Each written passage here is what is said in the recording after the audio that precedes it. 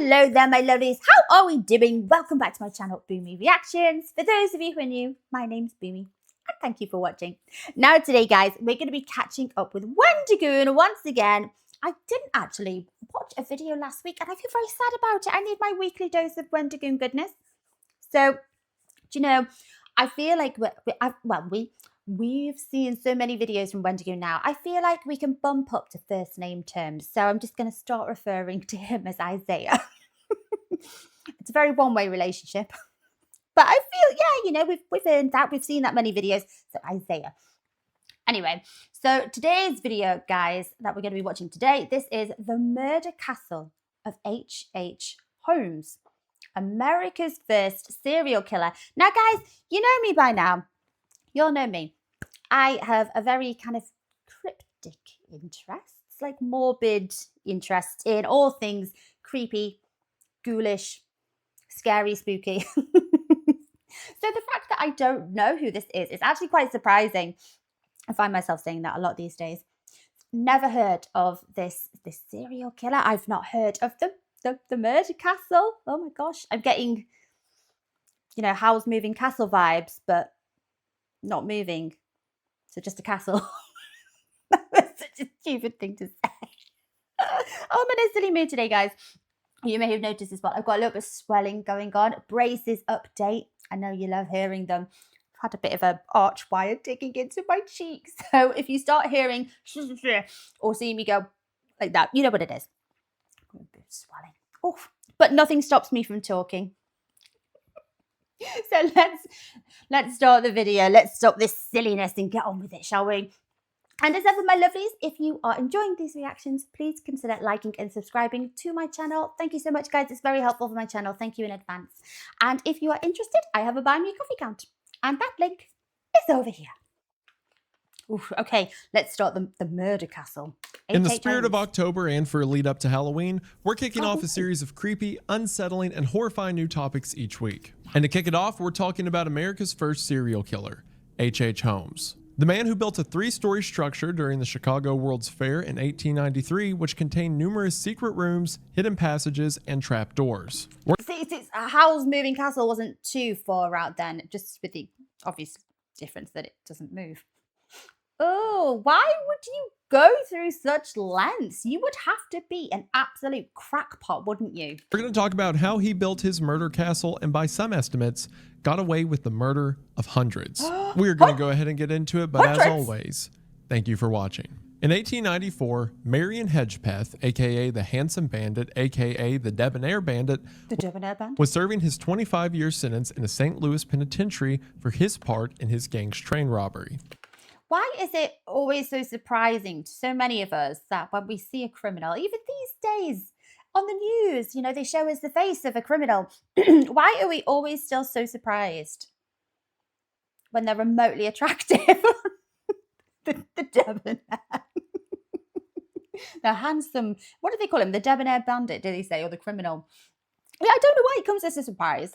1 year in, he was paired with a new cellmate named Henry M. Howard. Howard was doing time for a botched attempt to swindle a pharmacy, and he quickly made it known to his ridiculously good-looking cellmate that his brief stint in this correctional facility would not be correcting his conman ways. After the two men got to talking, Howard offered Hedgepeth $500 to help him find a lawyer that would go along with his next scheme.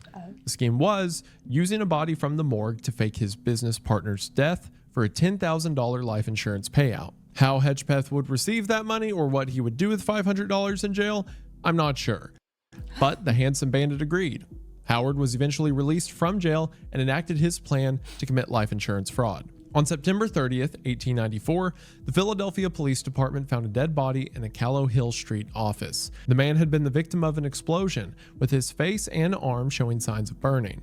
A pipe, matches, and some flammable fluid have been found around the office. In the late 1800s, police investigation was obviously not at the level of CSI and forensic analysis that exists today, so they labeled the explosion an accident and called it a day, which is... I imagine as well that, you know, a few hundred years ago, the level of depravity or, you know, the extent of some criminals and just some awful things haven't yet really been witnessed by an awful lot of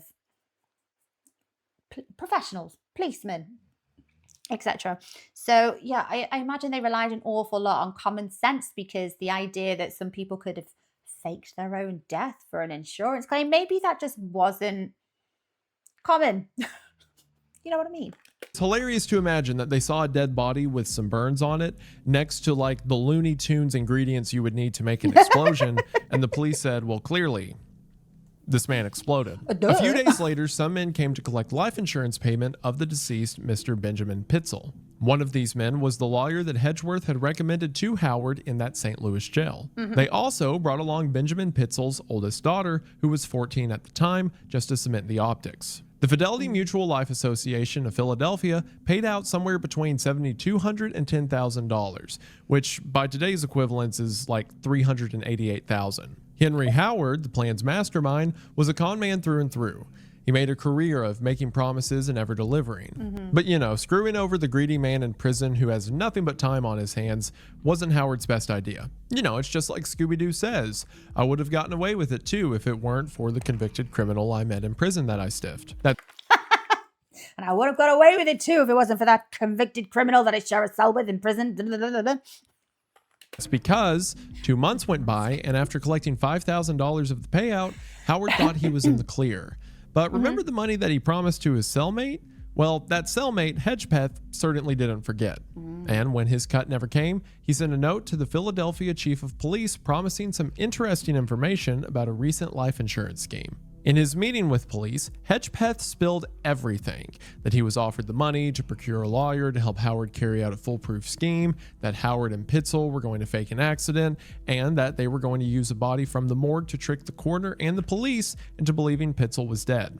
So the takeaway, the lesson here is just maybe don't screw over your partner in crime, especially when they are obviously, you know, the only witness to the fact that you'd committed this crime. You know, maybe keep them sweet, keep them happy, keep them close to you, ideally. With this tip, the Philadelphia police reopened the investigation.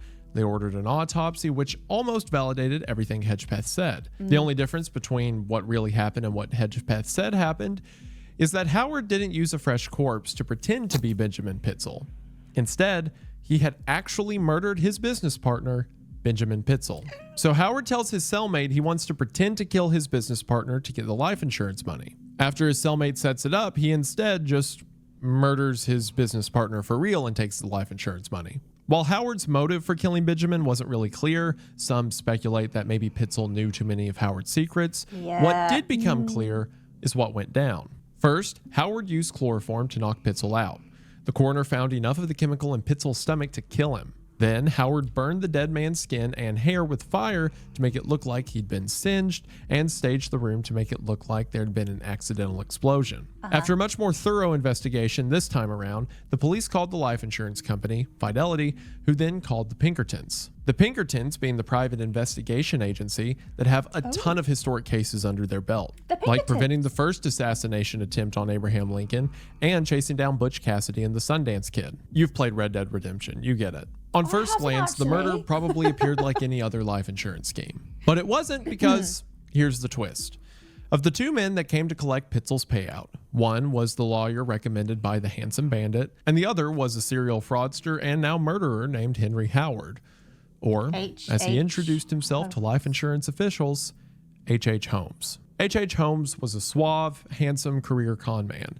He went by many names, including Henry Howard, Howard Gordon, and Alexander Bond, or as he would be referred to later, the Devil in the White City. I love how all of the aliases, are H.H. Howard H. And then you just got, what was it? Alex Bond, did they say? When the Pinkertons arrested Howard, or Holmes, for the murder of his business partner, it gave investigators permission to search his residence, which was located within a massive 3-story structure he had built in Chicago, Illinois. Upon entering, the police expected to find evidence of previous schemes and swindles, but what they found instead was an elaborate, confusing series of false doors, secret rooms, and staircases that led to nowhere, along with evidence of several murders. There is a lot of information about H.H. Holmes. Some of it's speculation due to the lack of forensics, much of it sensationalized given the rise of yellow journalism around this time. Which, for those of you that don't know, yellow journalism originated during Joseph Pulitzer and William Randolph Hart's journalism wars in the 1890s, which is a whole other topic in itself. And the term yellow journalism was used to describe reporting that values emotions over accuracy, or making you feel something or remember a headline versus actually getting the facts across. Or, I mean, that just describes all of the British newspapers.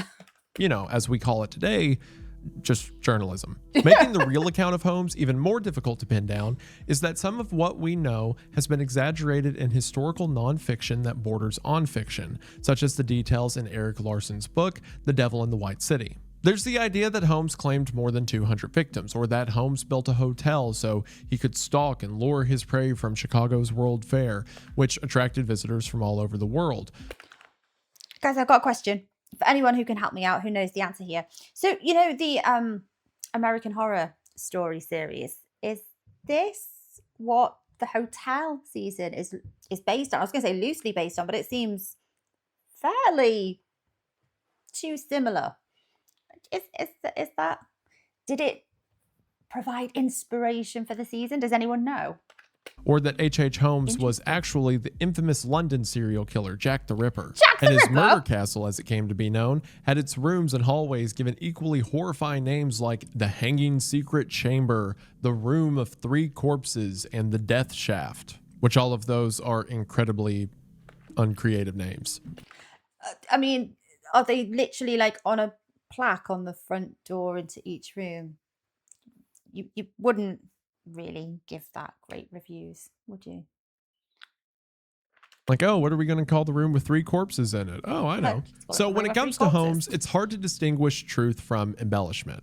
But what we definitely know to be true is that H.H. Holmes was guilty of, at the very least, 9 murders, almost exclusively women and young children.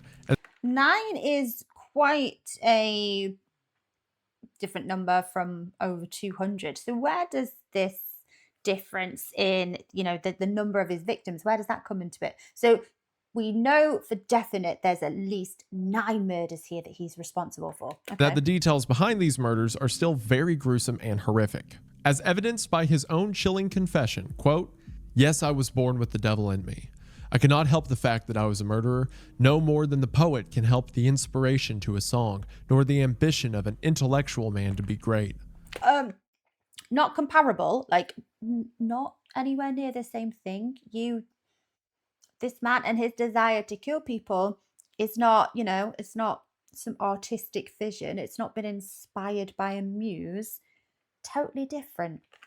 I was born with the evil one, standing as my sponsor beside the bed where I was ushered into the world, and he has been with me ever since. When someone does something as horrible as killing innocent women and children for no reason, people want to figure I like the phrasing of that, no reason, as if there could be a reason. Maybe. We'll hear them out.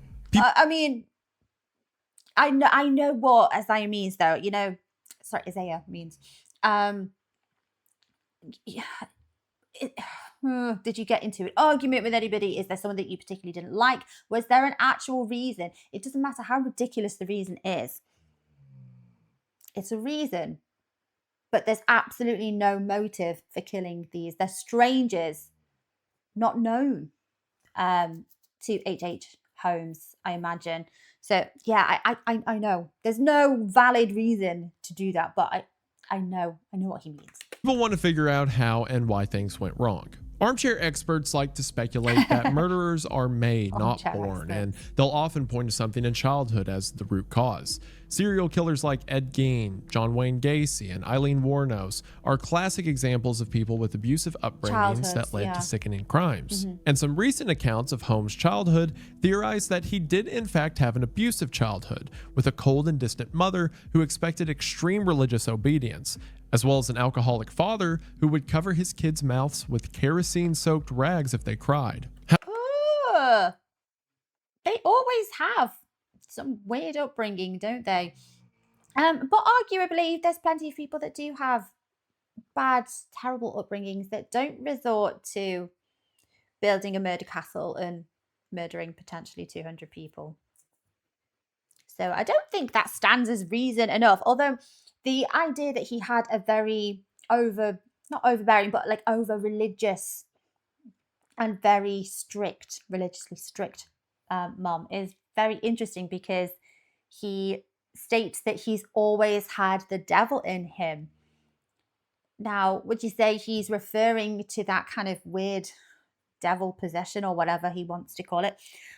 Would you say that is him kind of rejecting his mum's values and almost being like happy about it, almost like quite satanic? Or is it a case of, oh, feel sorry for me, I couldn't help myself, I'm possessed? Do you know what I mean? Is he kind of happy about always having the devil within him, or not?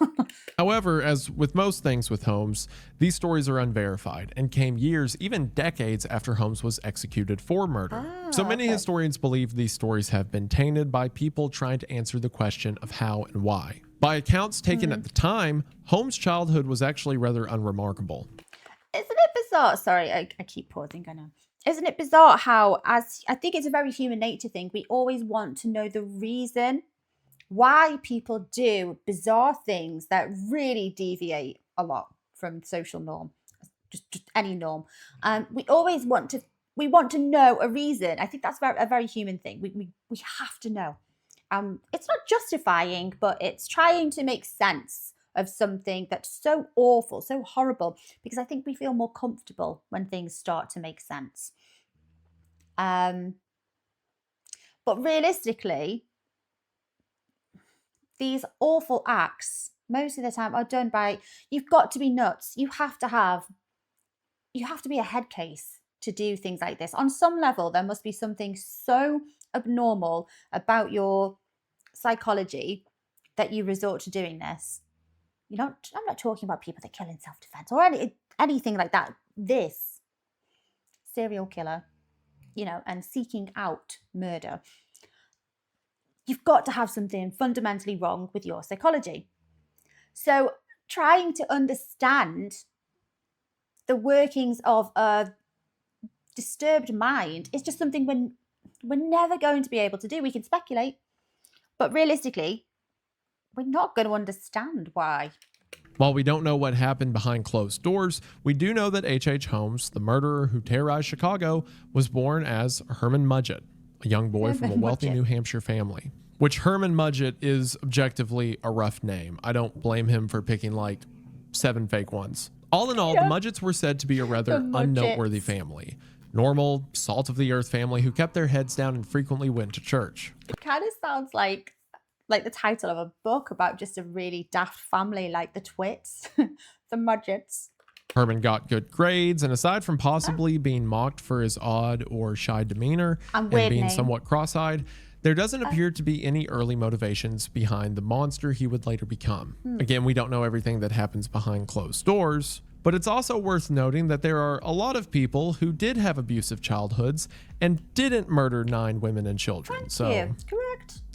Not really a surefire explanation anyway. No. According to Adam Selzer, who wrote the definitive biography on the killer, H.H. Holmes, The True History of the White City Devil, quote, when newspapers first started sending reporters to interview members of Holmes' family and neighbors in 1894, none of them had a single unkind word to say about his father or mother, and hardly anyone had a cruel word for Herman himself for that matter. Mudgett's mom would add, quote, some boys like to torment kittens, and sometimes they are very cruel to them, but Herman was too tender-hearted for anything like that. That's very interesting. No, I would say the sign of people who are quite abusive or, tend to be on their way to becoming deranged do often start abusing animals. But they look for vulnerabilities in animals, and especially young animals, very, very vulnerable. And that's normally where they say they start. But no sign of this in Herman Mudgeon. Is it Mudgekin or Mudgeon? No sign of that within his childhood, although arguably, I would say if he has a very cold and distant mother, how involved is she in his childhood anyway? I mean, her account of what he was like growing up. Did she know him? Did she truly know him? Or was she just far more interested in her very strict religious life? At least that's what his mother said. And sure, a lot of the people in town didn't have unkind things to say about Herman. There were some stories about the young Mudgett from his peers that would seem to conflict with his mother's testimony, including numerous accounts that Herman would trap animals to perform surgery on them, starting with reptiles and moving up to small mammals like rabbits and eventually dogs. There was also the rumor from the locals in Holmes' hometown that, at just 11 years old, he had killed his childhood friend by pushing him to his death in an abandoned home, but got away with it by staging it to look like an accident. Again, it's interesting.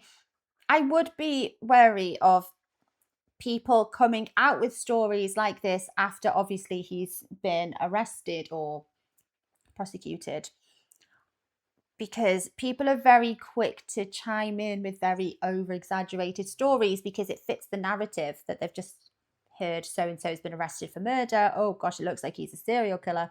People are going to come forward and be like, oh, now you mention it, there was this one time where I saw him pull a worm in half. Or do you know what I mean?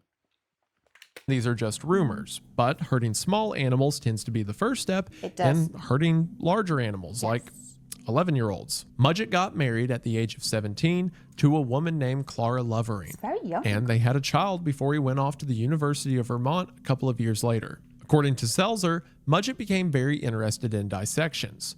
Quote, Holmes, by the accounts of nearly everyone who knew him there, certainly seems to have enjoyed dissecting bodies.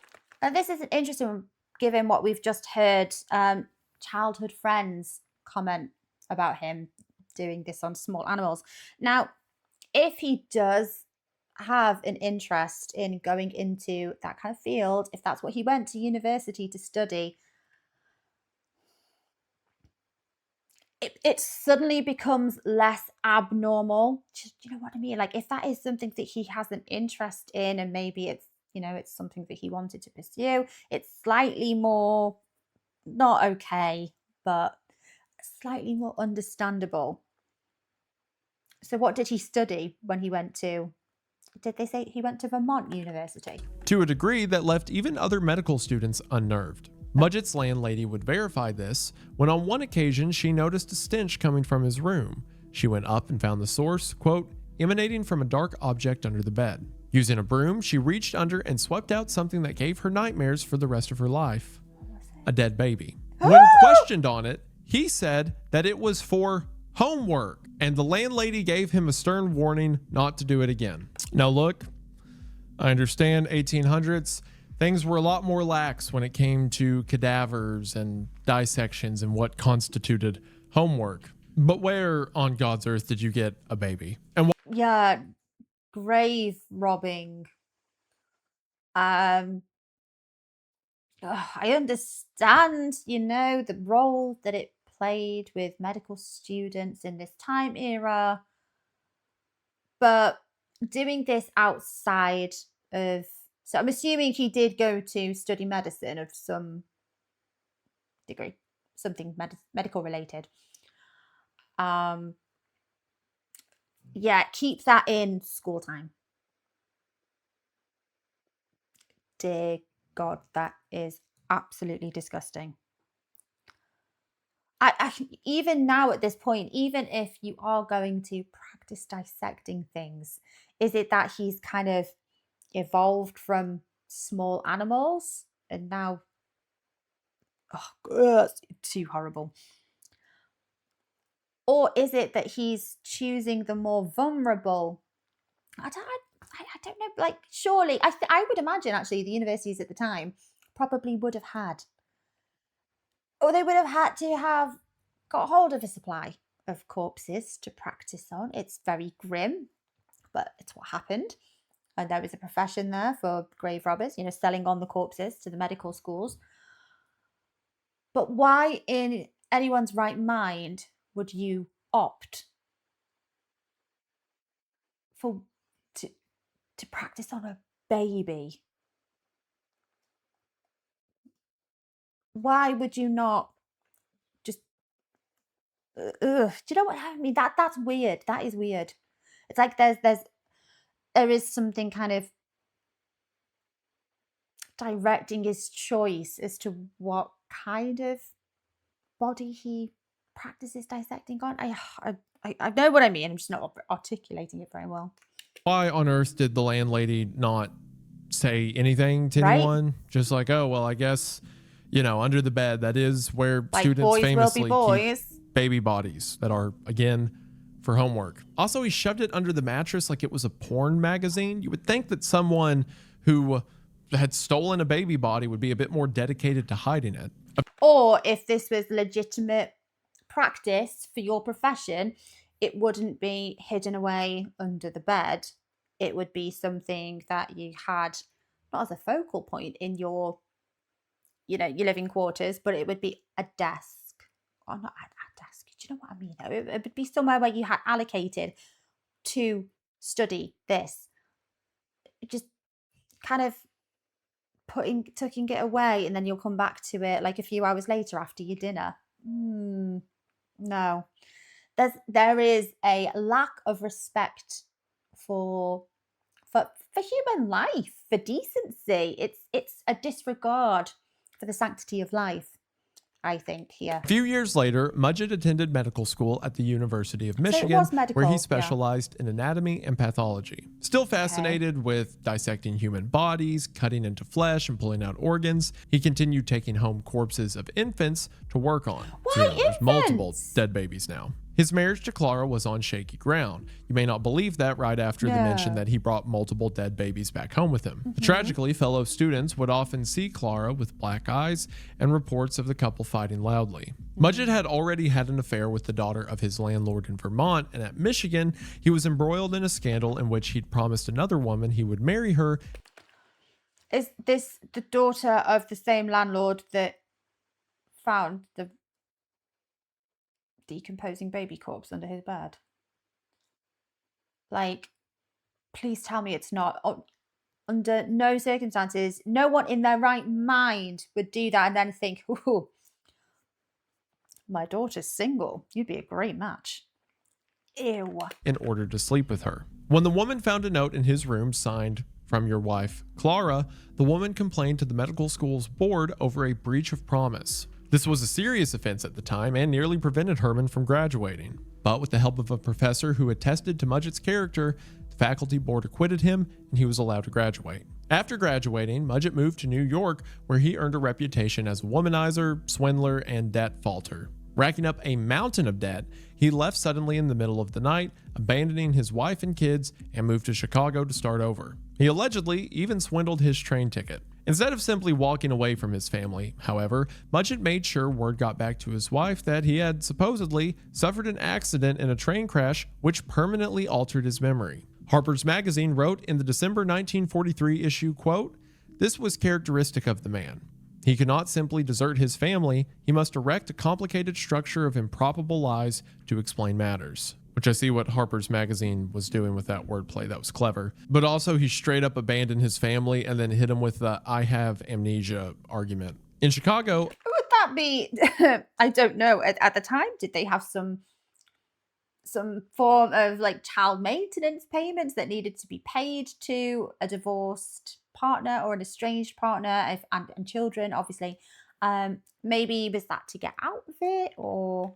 Mudgett intended to work at a pharmacy, but would need a license. After taking a 3-day-long examination, he passed the bar, and it was announced in the press that Mudgett, now under the name Harry H. Holmes, was a licensed pharmacist. With his new and most infamous alias, H.H. Holmes, the man formerly known as Herman met his second wife. Myrta Belknap has unfortunately been described as a plain-looking woman, but her family had money, which is what attracted Holmes. The couple lived together in Wilmette, a suburb outside of Chicago, but after she gave birth to their daughter Lucy, Holmes started to lose interest in Myrta and grew distant. If there's one thing this guy can do other than murder people, it's abandon children. Yeah. However, he did still love her money, and he used it to buy a plot of land in the Inglewood neighborhood of Chicago. He soon broke ground on a structure that the Smithsonian says, quote, would later factor so prominently in tales of his atrocities. This is the building that would become known as the Murder Castle. Maybe it was his new sophisticated name, but Holmes was now entirely past the odd demeanor that had previously gotten him ridiculed. Having shed the reputation of his past, he was now an attractive businessman who would find his knack in real estate fraud, starting with this property in Inglewood. During construction of the Murder Castle, numerous builders were brought in and let go. Hang on, this is his second wife. Is he not still married to the first one? Is divorce an okay thing during this time period? I know they're estranged, but aren't they still technically married? So aren't we throwing bigamy on top of this?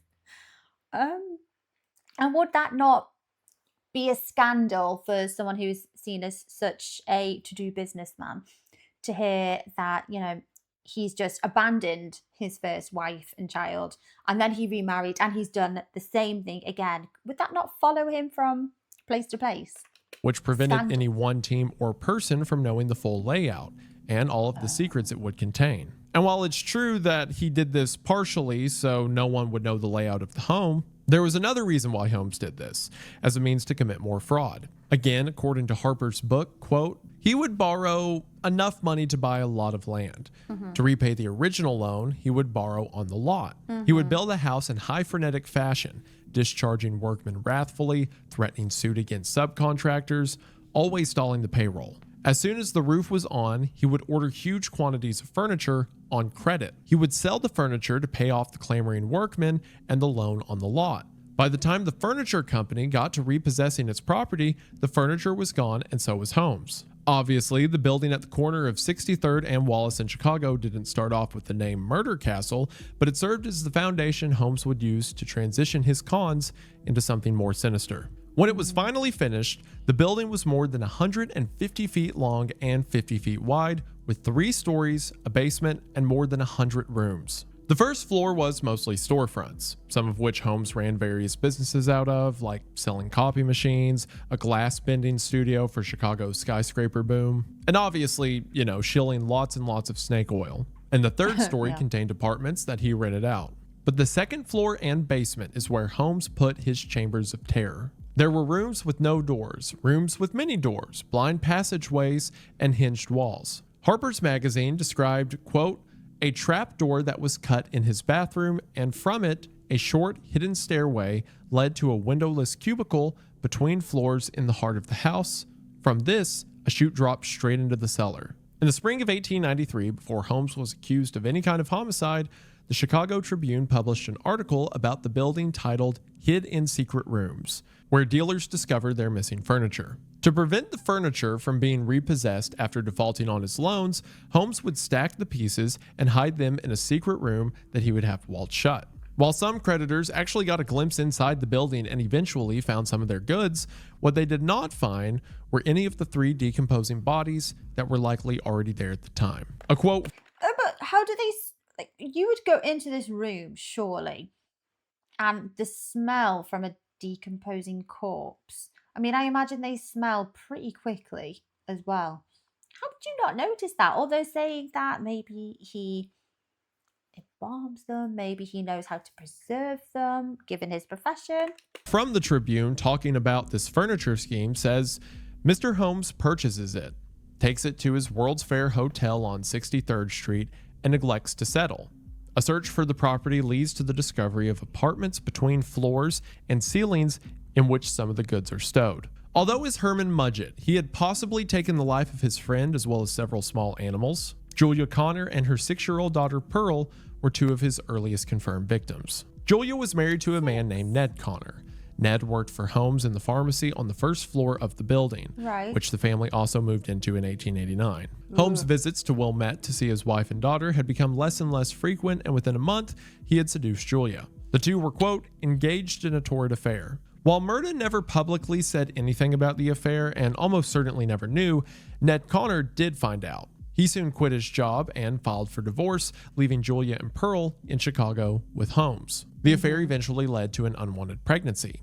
Holmes knew that having a child with a woman here in Chicago, and in his building no less, could seriously interfere with his schemes. He wanted the pregnancy taken care of, and on Christmas Eve of 1891, Julia and Pearl visited some friendly neighbors on the 3rd floor. Well, wouldn't being involved with a woman who has a 6-year-old daughter interfere with your plans because they're living in your murder hotel anyway? It seems like quite a badly organizing serial killer. These neighbors were the last people to ever see the mother and daughter alive. When questions were raised about the whereabouts of the Connors, Holmes gave vague details, but admitted he had attempted an abortion on Julia that resulted in her death. A crazy thing that you only tell someone after they repeatedly ask where she is. And also just, a crazy thing in general. I don't think any people would admit to that anyway, because I imagine given the time era, that would have been a scandalous thing to tell people about this, the lady Julia.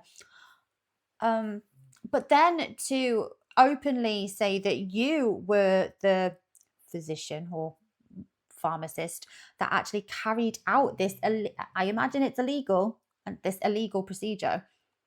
You could be struck off a record, you could have your license taken off you. So why on earth would you, this isn't a good lie. If you've murdered somebody, why would you say this instead? Because there's still plenty of consequences. This naturally led others to have questions about Pearl, the young daughter, and Holmes changed his story, saying that they had actually moved back home to Iowa, which is...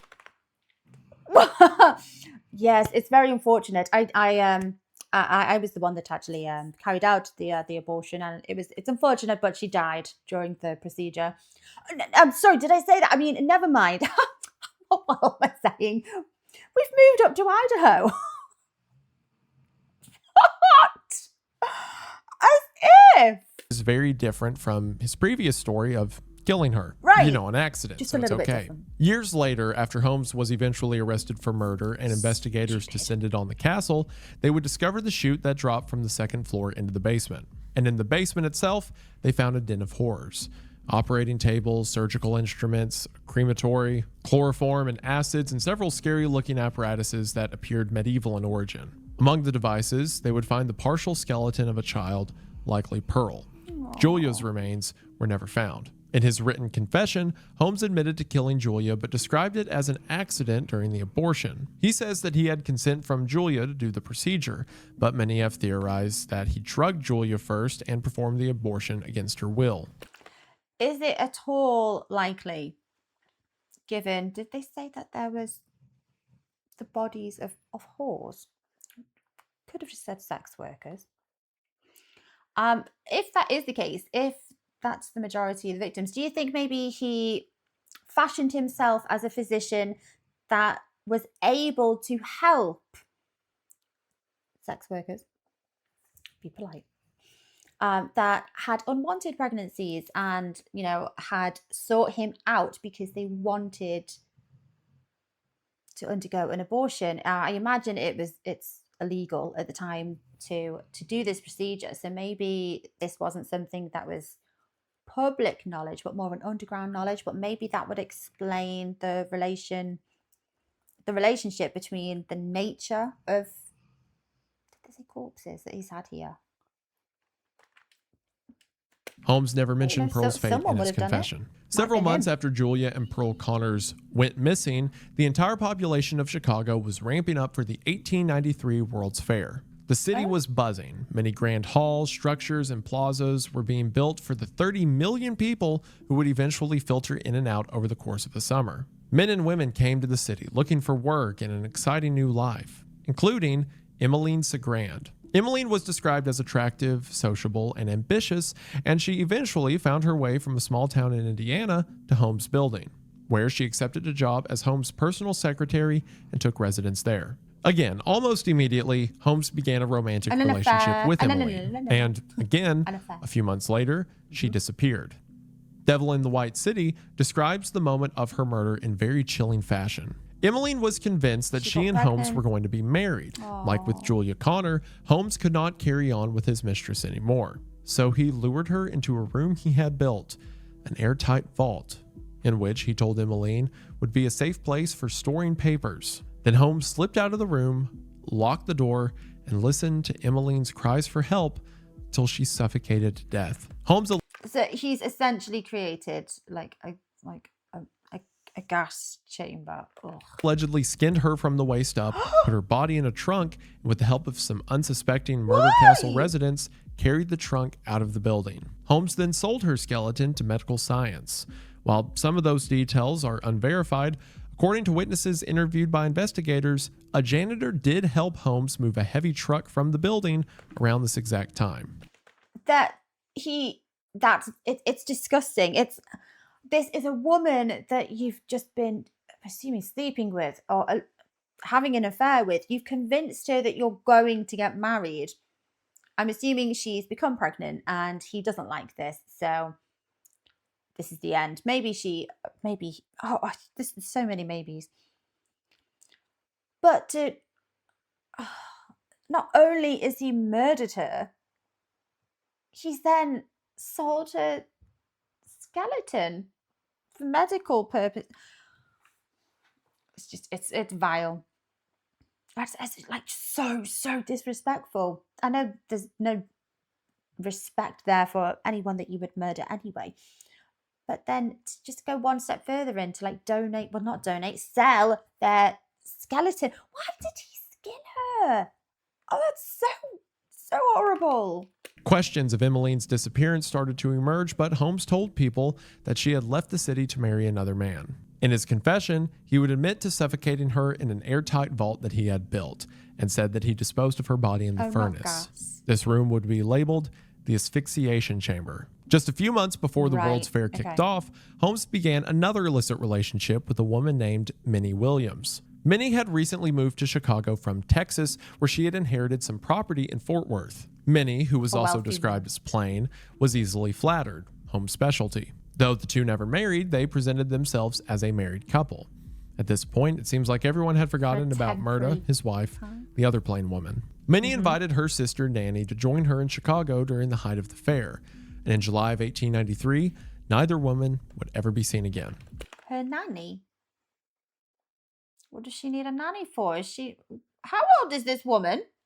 Minnie invited her sister Nanny to join her in Chicago during the height of the fair. Her sister Nanny. And in July of 1893, neither woman would ever be seen again. This time, Holmes claimed that both Minnie and Nanny were so enamored by him that they fought each other to the death, resulting in Minnie beating her sister to death with a stool. No. His cover stories, not the actual thing that happened, his stories to make him look better is that with one, he tried to perform an abortion on her and it didn't go well and he killed her, but no, you can't see the body and he doesn't know what happened to her daughter.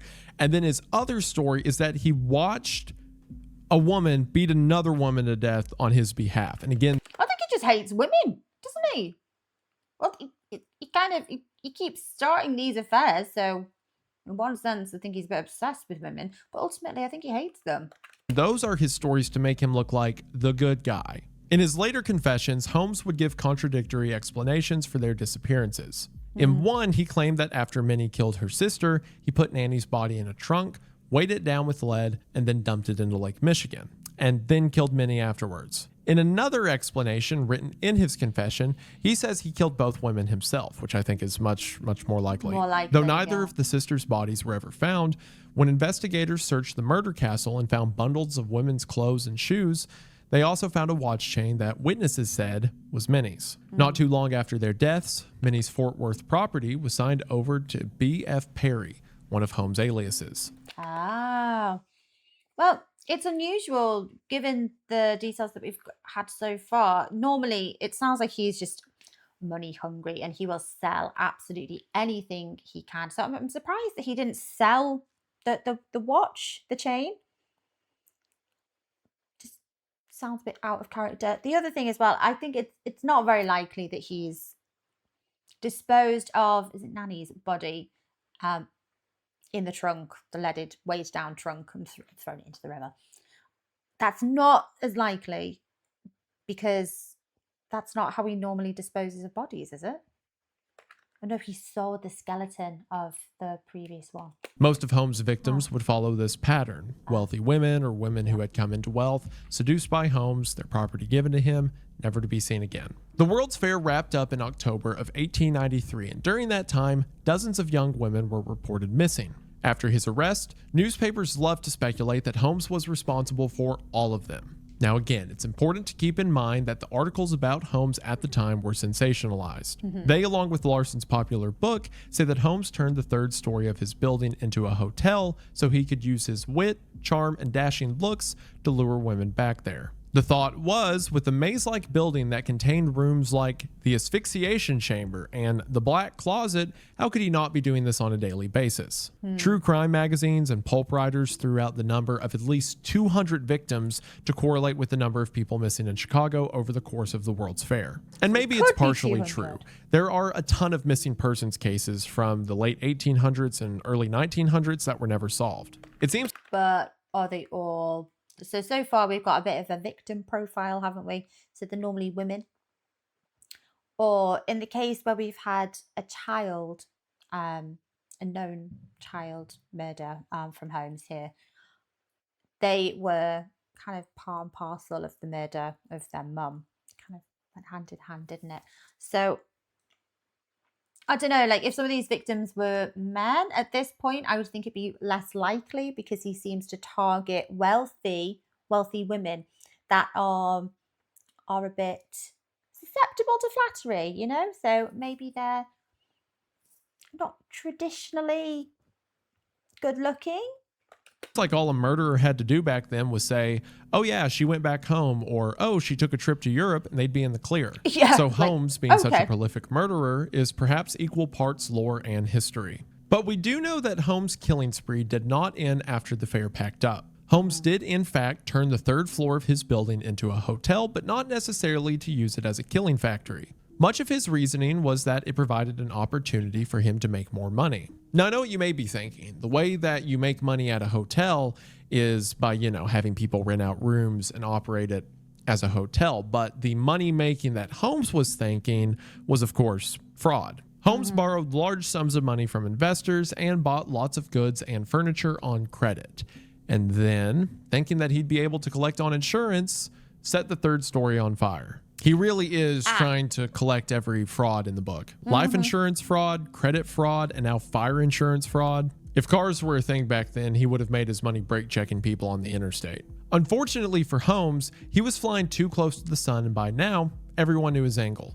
I was going to say, he's done too many of these crimes in such a short space of time.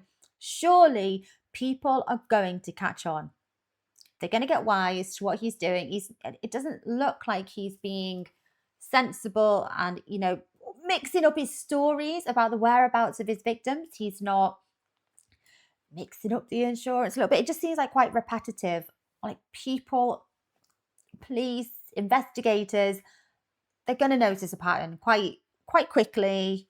Insurance company, as well as many of the investors, quickly suspected fraud. Right, they came for him, and as warrants were being prepared, Holmes fled Chicago in 1894. It was soon after that he found himself in a prison cell in St. Louis, back where this story began. Seltzer writes this about the murder of Holmes' business partner, Benjamin Pitzel. Quote, "Here, for the first time, Holmes committed a murder where he left behind enough evidence that the details of the killing could be pieced together reasonably well." When the Pinkertons were searching for Holmes, Holmes wasn't exactly laying low. He was actually very busy trying to keep Benjamin Pitzel's death a secret from the man's wife, Carrie, and her children, who were still not aware of what really happened. Holmes admitted to Carrie that Benjamin was involved in the life insurance scheme, but he convinced her that Benjamin was hiding out and moving around so he wouldn't get caught. She needed to play along if she wanted to keep her husband and herself out of jail. In reality, however, Holmes was nervous that if the family stayed together, the oldest daughter would help piece together the story.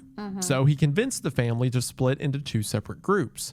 One group would be Mrs. Pitzel and her baby, and the other would consist of the three older children, whose ages ranged from 8 to 15. Holmes, again claiming to be doing all this on Benjamin's behalf, separately moved the groups around, from Ohio to Indiana to Michigan to Canada and New York. Each time telling the family that Benjamin had left town just as they arrived and had left instructions for them to meet him in the next place. At multiple points, Holmes stashed the two groups just a few streets from one another without them even knowing. Which you hear people talk about Holmes a lot, and they'll say, oh, he was so suave and convincing and charismatic. Was he and a lot of the suave? time you're like, yeah, I'm sure he was just a shyster or whatever, right? But then, like, you hear this story where he has convinced the family of his former business partner that their dad wants them to city hop for like 6 or 7 cities in a row. And every time they get somewhere, he's like, oh, you just missed him. Well, wait here a week and we're going to go to the next city. I wouldn't say, I wouldn't call him suave. I would say he sounds quite slimy in how he is able to manipulate and convince people of pretty obvious, stupid explanations. But he just doesn't mix it up. He just says the same thing over and over again. Like, I think he assumes everyone is stupid, which I do think is probably a bit of a red flag indicator of a narcissist. Maybe. But yeah, he seems to just naturally assume that no one could possibly figure out his plan. So he's just not going to put any effort into an explanation. He's just going to keep saying the same thing over and over again. Annoyingly, though, it does seem to be working for him. I mean, he's got away with an awful lot up to now. And they're just like, okay, either they're really stupid or he was just that good. And also, no, don't like, say that. He's he not. has them moving around the country, and sometimes they're just a few streets from each other and don't realize. Like, I guess with everything, it was How just would a they game to him to communicate see with what each he could get away with. But you know, he was like twirling his mustache at putting them in the same city a couple blocks away. The Pinkertons eventually caught up to Holmes in Boston at a West End boarding house and arrested him for fraud and murder. In custody and on the train ride back to Philadelphia, Holmes admitted to the fraud, but didn't admit to the murder of his business partner. He said Pitzel was in South America along with the children, though his story changed multiple times, confusing the detectives. Side note, Holmes also offered one of the guards $500 to let Holmes hypnotize him before they arrived in Philly, but the guard refused. Probably a good idea. Yeah, that probably saved his life. I'm just guessing, if you arrest someone and they offer you money to hypnotize you, probably a trap. Don't do it. While they had their man, investigators still needed to find Pitzel's wife and children. The search would span multiple states, and they eventually found Mrs. Pitzel and her baby alive and well, also in Boston. But Detective Frank Geyer, who wrote a book about his extensive search for the Pitzel children, eventually did find the 3 older kids. Tragically, it was too late. First, he found the bodies of the 2 girls, Alice, 15, and Ellie, 11, quote, buried beneath a cellar in Toronto. There were no visible injuries on them, but coroner report says that Holmes had locked them in a large trunk and filled it with gas from a lamp valve. Oh my gosh, talk about a horrific way to go. Authorities would later find the charred remains of Howard, who at the time was only 8 years old. His body was found in a cottage in Indianapolis that Holmes had once rented. By the time investigators found him, his body was charred from having been burnt. After the gruesome discoveries were made public, the nation became fascinated with the reporting on the investigation. Newspapers would print daily articles with as many new details as they could find, and the story would draw thousands of people to visit Chicago to try and get a peek of the crime scene. What started in newspapers as the Holmes Building quickly evolved, as the Chicago Daily News referred to it as, a castle. While it wasn't until the 1930s that the term Murder Castle became popularized, the New York World would publish an article in 1895 that, quote, would become perhaps the most influential article of all time, one of 2 or 3 from which all future Holmes stories would descend, according to Seltzer. In this article was a diagram with labels added to it, giving the rooms names like the Hanging Secret Chamber. I want to see some of these names. The blind room, the sealed room, the 5-door room, the secret chamber, the dark room, hallway, they don't get creative, do they? The mysterious closed room. There's nothing mysterious about it. Please tell me that Holmes himself did name these rooms, didn't he? Why would you name these rooms like, his intentions are there in plain sight, aren't they? He was obviously using this. I think he's got kind of like a bit of a weird kind of control fetish. I think he likes the idea of being a bit of a puppeteer and placing his victims inside this kind of this maze, this horrible like hotel. and likes the idea of tormenting them, knowing, oh, there's no way out of that room. That's the mysterious closed room. Yeah, I think he kind of gets a bit of a kick out of that, to be honest. Also, I think he's going to hear all of these reports of the murder investigation, and I think he's going to quite like it. I think I think he's going to play into it a bit. The room of the 3 corpses, the death shaft, the maze, and the black closet. It was also reported that Holmes had devices for torture where he would ring his victims until they disclosed the whereabouts of their wealth, performing experiments on them to feed his obsession with the human body. Some said Holmes believed the human body could be stretched indefinitely, and that he was very eager to prove it. The sensationalism grew to the point that it became hard to separate fact from fiction. Because there was rope in the building, Holmes must have been hanging his victim, some would say. Because there was a knife next to a worn-down table, Holmes had to be chopping the bodies up, others would say. Well, I would arguably say he must be flaying people, because we know he's already skinned one. Anyone who went missing in Chicago around that time was thought to have been a victim. Their remains somewhere in the Holmes castle. Despite what everyone in the news said to be true, after weeks of investigating the murder castle, police didn't have enough evidence to pin any of the Chicago murders on Holmes. What? Yes, skeletons were found, but they couldn't be identified. However, they did have Holmes on the murder of Pitzel, which, back then, doesn't matter if you're convicted of 1 murder or 1,000, they're going to kill you. Knowing that he did not have one last escape up his sleeve, perhaps the unremarkable boy felt compelled to become a man we'd never forget. As he was awaiting trial, Holmes wrote an autobiography. He didn't confess to killing 200 people, but he did confess to 27, including some of the ones mentioned earlier. And you may hear that and think, oh, well, he said he killed 27. That's probably pretty accurate, right? Yeah, I was just going to say, well, earlier, didn't Isaiah say that we know definitively that he murdered 9 people? But surely if he's admitting to murdering 27, then why would that not be 27? Why on earth would you lie and want the credit? The credit. Why would you? What do you gain? He's. I mean, at this point, to say that he's nuts doesn't really explain it very well. There's a better term here. Crazy. Well, the problem with that is that some of those 27 people were still alive when he wrote the book while he was on trial. And even within his own statements, there were contradictions. Like, for example, the claim that Minnie killed her sister, followed by the claim that he killed both of them himself. So even though he wrote a book, you can't really trust what the serial manipulator, fraudster, and killer says. Shocking, I know. During the trial, as well as in his autobiography and confession, Holmes maintained his innocence in killing his business partner. Which is interesting because it's the one clear-cut case of homicide in his whole story. The one that he couldn't write off as just a body he found. Yeah. And it was one of the very few involving a man. Holmes and his lawyers tried convincing the jury that Pitzel committed suicide and that Holmes was merely being opportunistic and making it look like an accident for the insurance payout. In the end, if you couldn't tell from the media storm that was happening at the time and the fact that the dude on trial wrote a book describing 27 murders, which is something you really probably shouldn't do while you're on trial for murder, the jurors rendered a very quick verdict. Guilty. Just think about the concept for that. You are on trial for murder and you write a book where you say that you killed 27 people. More people than you have. And then after it's published, you have the audacity to sit there on the stand and be like, no, I don't think I did. That wasn't me. No, I don't think that one was me. On May 7th, 1896, Holmes was marched to his execution by hanging. His final words were, quote, "Gentlemen, I have very few words to say. In fact, I would make no remarks at this time were it not for the feeling that if I did not speak, it would imply that I acquiesced in my execution.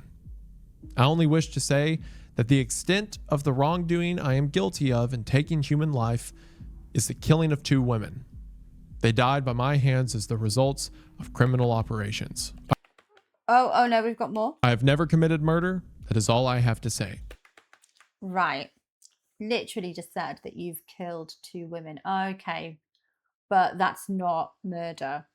Even his addressing the crowd, it's addressing the men in the crowd.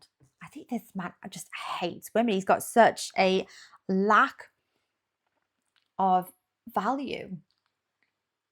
Like, it's almost like he doesn't really see women for anything other than a commodity, a possession, a means to gain land, property, money. I think he actually hates women. Which, there's nothing funny about a serial killer, especially someone that took so many innocent lives. But it is to say, I have killed 2 women and I am innocent in the same statement. Yeah. After he said this, the lever was pulled and H.H. Holmes, Herman Mudgett, B.F. Perry, Alex Gordon, and whatever else you want to call him, swung to his death. Holmes was buried 10 feet deep rather than the standard 6 feet, so grave robbers wouldn't be able to dig up his body. Holmes probably knew from his own experience the difference those 4 extra feet would make. Only someone that robbed and dug up graves would know to be buried 4 feet deeper as to not be dug up. I would actually just donate his body to the universities for medical research. Exactly what he doesn't want to happen, so it's exactly what I think his fate should be. Yeah, that little detail there is interesting because it does indicate to me that is how he has acquired possibly the baby corpses. Oh god, just you can't even just bear thinking about that. Why specifically infant corpses is another matter. That's another story. But I think he personally has gone robbing graves, whereas a lot of the medical universities and the medical students, they paid grave robbers to do it, but he's just completely bypassed the middleman and he's doing it himself. So yeah, he's got experience of it. Donate that body. Don't benefit financially from it. Donate it. I think he'd hate that even more. Give it away for free. In 2017, over 120 years later, Holmes' body was exhumed to investigate the belief that Holmes had actually evaded his execution, fled the country, and continued his murderous spree as notorious London serial killer Jack the Ripper. In fact, there's an entire History Channel show dedicated to making this comparison called American Ripper, in which Holmes' own great-great-grandson was nearly convinced that the story was true. After 3 days of excavating the coffin, archaeologists were stunned to discover the coffin was in fact empty, which that moment had to be insane. You do an entire show about how people think Holmes became Jack the Ripper, so you dig up his body to disprove it, and then you throw open that coffin door and there's nothing in there. Now, it turns out that this was merely a decoy, and they found the real coffin a short time later. Right. Okay. But man, the moment they opened that first casket, there had to be something. Yeah. Holmes' actual coffin was in a bizarre state as well. His coffin was sealed inside of a larger cement structure that was full of water. He was apparently buried this way to ensure his preservation, and it turned out it worked. When archaeologists opened it, Holmes' clothes were perfectly preserved and his mustache was still attached to its skull. One discovery was at odds with the records though. Holmes was said to be average height for the time, about 5'8". However, this body was much shorter, around 5'3". And that's when scientists realized that he had been using lifts in his shoes to make himself appear taller. Given everything we've just heard about this man, I'm not surprised. I'm 5 foot tall. Yes. I can't talk. I am significantly shorter, but maybe this is where his hatred for women comes from. Maybe a lot of them noticed that he was wearing high heels and, pointed and made fun of it. A true con man through and through. Though there were no other DNA samples to compare Holmes' body to, scientists used his skull and dental records to determine that the body was in fact part of the Mudgett family tree, meaning an escape to Britain to continue living as Jack the Ripper was unlikely. And no word on whether or not they sold his body to science. That would have been fitting though. And if some student stole it and shoved it under their bed. After his conviction, Holmes' Murder Castle stood tall for another 40 years. It's strange to think anyone would want to open up shop there, let alone live in a place filled with nightmare fuel, but they did, until the entire structure was torn down in 1938 and a post office was built in its place. Holmes' legacy continues, thanks in large part due to the sensationalistic practices of news, journalism, and media even back in the late 1800s, a tradition that proudly continues today. As Selzer puts it, quote, "No one did more to turn the gossip into legend than Holmes himself. The man was, beyond doubt, a pathological liar. He lied to his various wives, to his friends, to his lawyers, to his employees, to detectives, to reporters, and to everyone else, right down to the census man.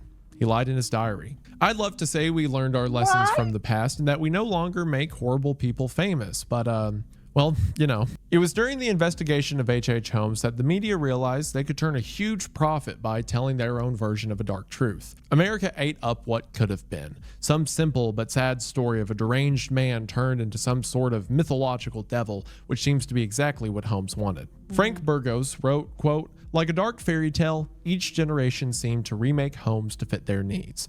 In the 1940s, he was the object of cheap pulp thrillers. In 1974, he was the villain in a novel by the author of Psycho.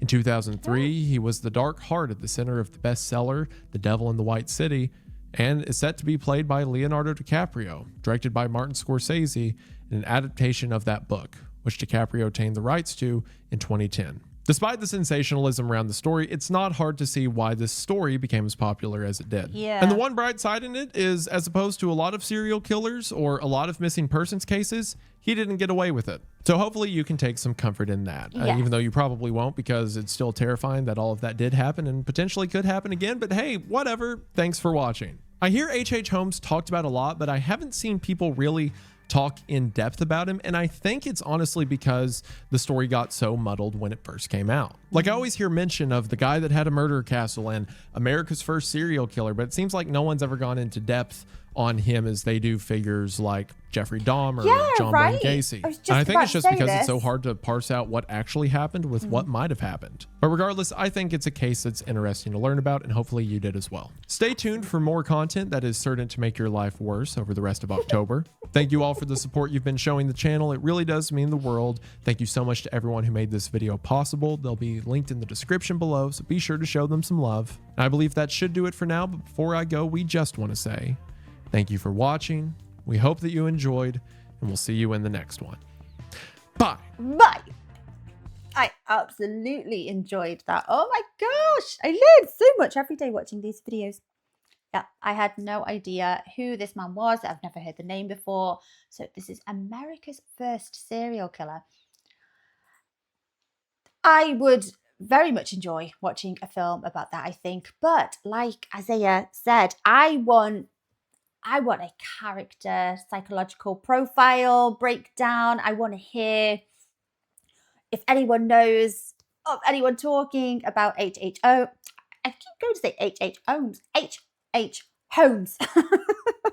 If anyone knows of anyone that's done like a psychological profile or a character profile based on information around him, I would very, very much be interested. I'd like to know, because there's certain details here that I hear and I think, oh, I wonder if they're connected. Like, there's the fact that I think it's a little bit obvious that he was doing these underground abortions, but was this just a front for getting women in the door to be able to experiment and do these awful things too?